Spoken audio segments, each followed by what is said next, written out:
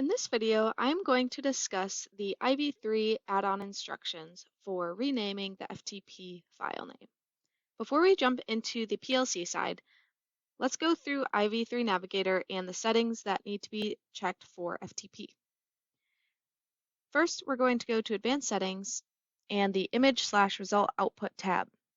For the output destination, make sure FTP is enabled.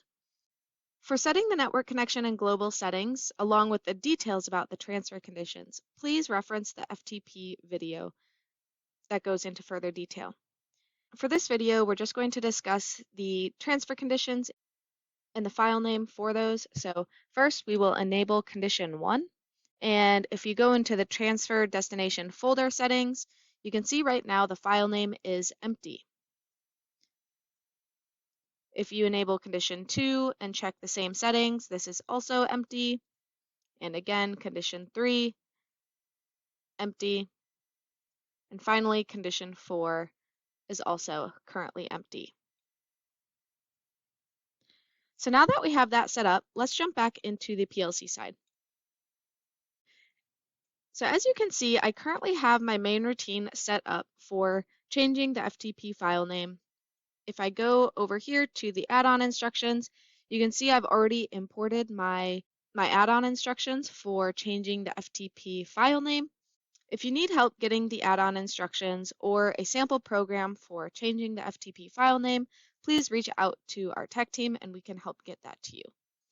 But as you can see, I have this currently set up. If I go to my program parameters and local tags, those are filled out as so. And finally, I have my controller tags for the IV3 as well with those descriptions.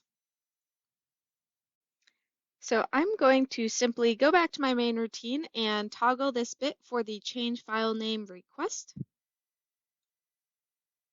And as you can see, my transfer condition number is currently set to a 1. So if I go back to my IV3 software and I will take a picture, and I can go check if the file name change was successful by going to the Image/Result Output tab. Again, we were using condition 1. If I go into these settings, you can see this file name was changed using all 64 available characters as shown here. So I'm going to go ahead and hit OK and go back to the PLC.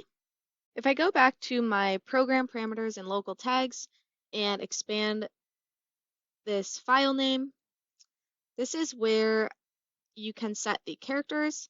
And as you can see, mine is currently on decimal. I'm going to simply change this to ASCII and expand.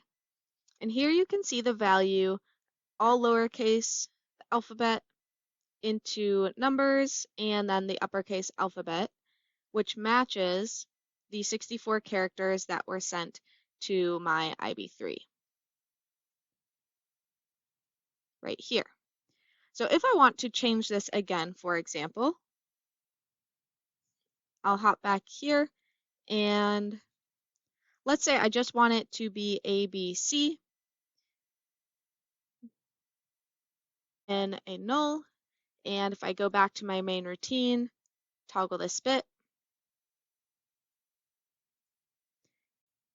I will again trigger this to get a new image. And I can go back and check this folder one more time. You can see that file name was renamed to just ABC.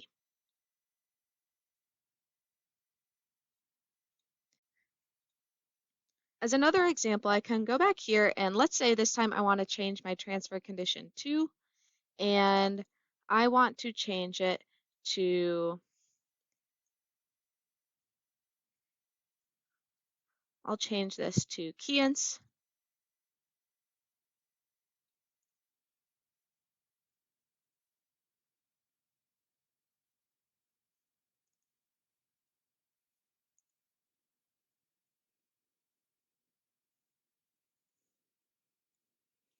And end it with a null.